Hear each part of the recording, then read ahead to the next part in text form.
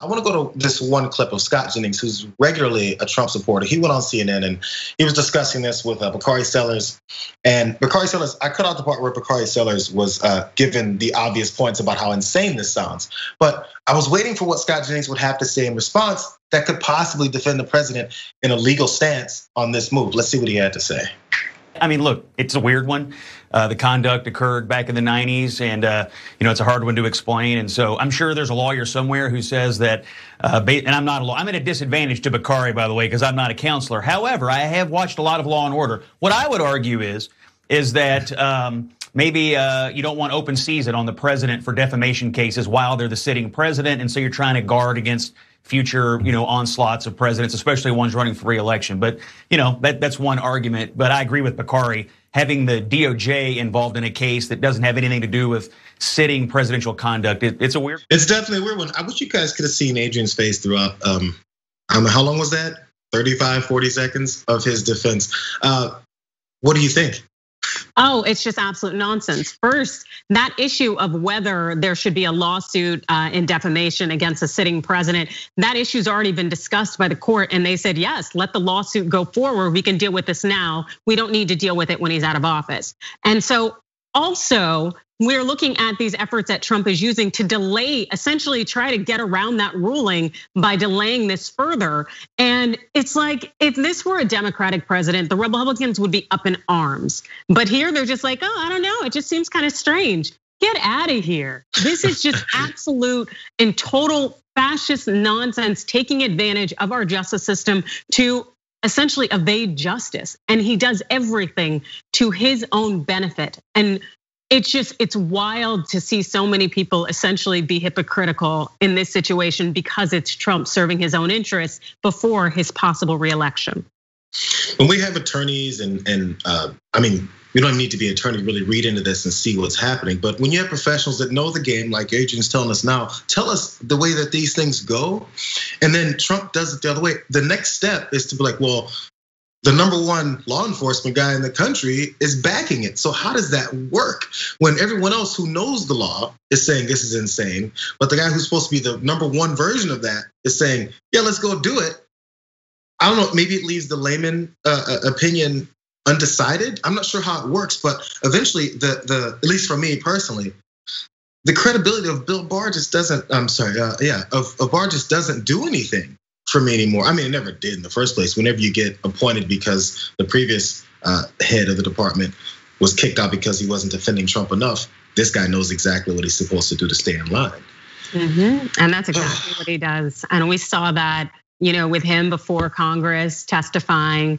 That this is the unfortunate fact of when you have corruption at all levels, that even though this attorney Bill Barr and his DOJ, they took oaths, but they're gonna be out here essentially representing Trump in a way that completely undermines the rule of law, and nothing is gonna be done about it.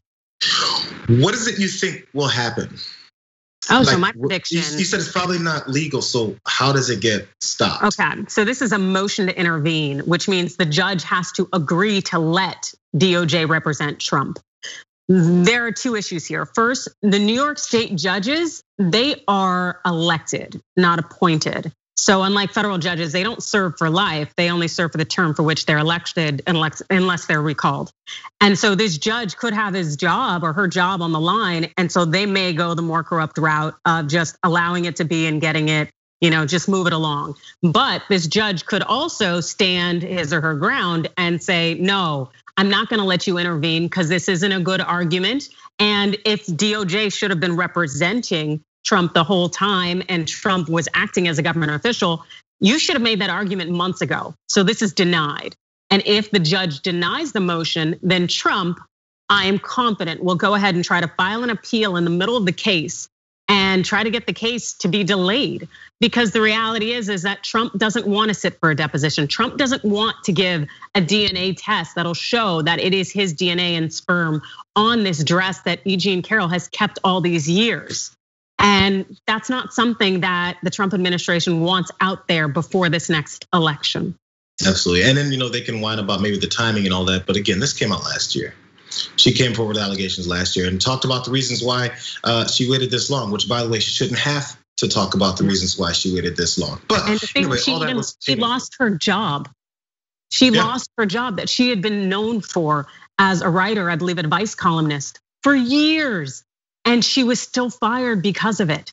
It's, you know what? It's absolutely insane how women are treated, but it's even more wild how the justice system is now going to back Trump, and it just continues to be problematic. So, yeah, I heard your breakdown. What do you think? That judge will or won't go the corrupt route? I mean, it's hard to say because who knows? It is hard to say. I would think that if that judge really has some gumption, that he or she will go ahead and deny the motion, and that Trump will file an appeal. Trump will also have to ask that judge to stay the case so it doesn't go forward. I think that the judge probably will not allow it to be stayed or will allow this discovery to go forward. And Trump will not sit for that deposition or will not provide a DNA sample. And as a result, the judge will probably fine Trump every day that he doesn't comply. He'll be fine with that as long as he doesn't have to submit.